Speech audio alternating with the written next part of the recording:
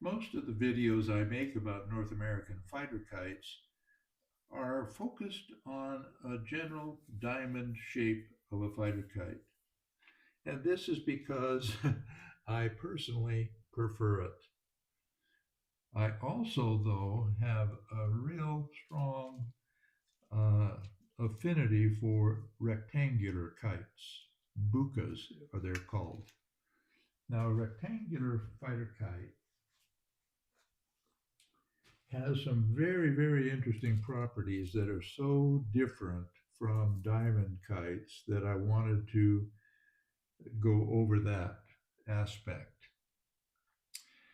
Uh, in a Buka, it has two crossbars that go from corner to corner of the rectangle, and it has a spine, goes from the leading edge to the tail, and then it has a spar along the long edge, the leading edge. And when you fly this kite, it won't fly until you create a bend in the leading edge with a tension line.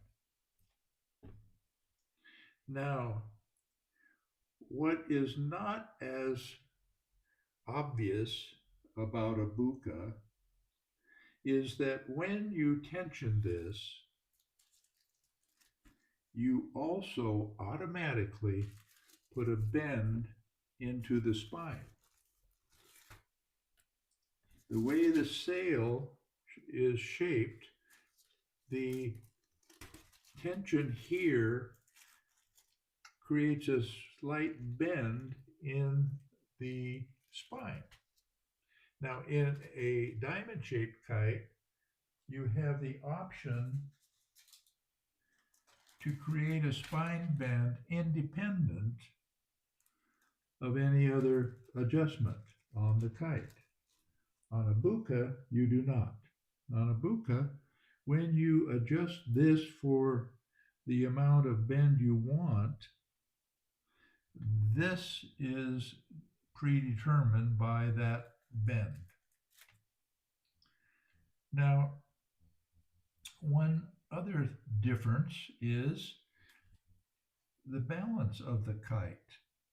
Now, the nose to tail balance on a buka is it's very nose heavy. This leading edge spar here is all by itself. It doesn't have any counteracting spar along the bottom. So the weight, it's very, very nose heavy. And as a result of that, you would think, based on diamond shaped kite balance points, that it would not spin very well, and it would have kind of a wide, slow spin. But on a buka, the control of the spin is not determined by just the bend in the spine that's created or the bend here. It's also determined and primarily determined by where the lower bridle connection point is on the spine of the kite. So this is a 3-point bridle, has attachment at the leading edge here and here, and then goes into a lower bridle line with a sliding lark's head knot to attach your flying line to the toe connector here. Now, if I were to, this is located at the center of the kite.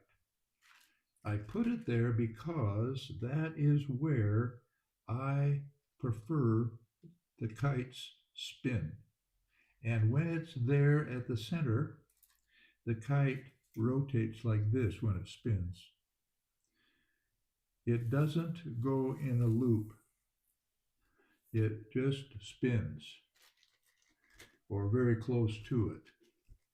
If that isn't what you want in a buka, Move the point where the lower bridle line attaches to the spine, move it down about a half inch, and then fly the kite.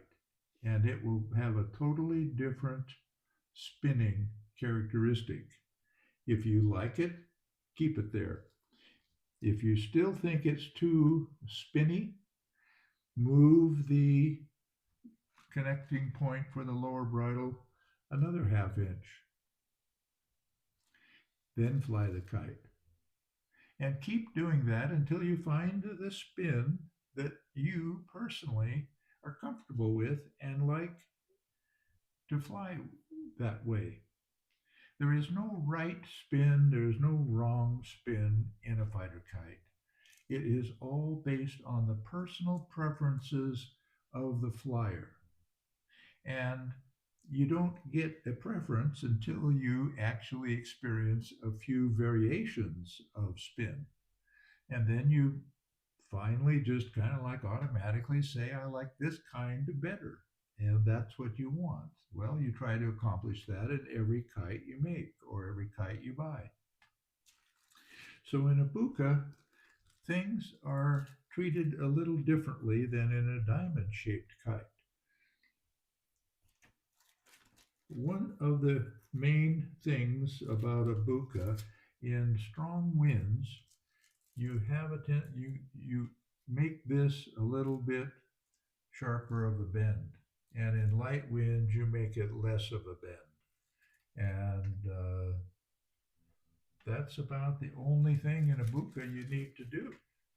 So it's a very simple kite to adjust in all of the different parameters that are adjustable, which on a Buka, once you get it set up, there's only one or two really. It's the point where you connect your line, you can adjust that up or down. And of course, you can adjust it right to left just to get the kite to fly straight, which you want. And then you have the tension line, the amount of tension on the line, either a little bit or a lot. And that's it. So if the kite is not performing well, try increasing the amount of bend in the kite, in the leading edge. That will be one thing you can do very easy, and then fly the kite and see if it made an improvement. If it did not, or if it made it worse, then make the bend even less than it was when you started. And that will probably be a better solution.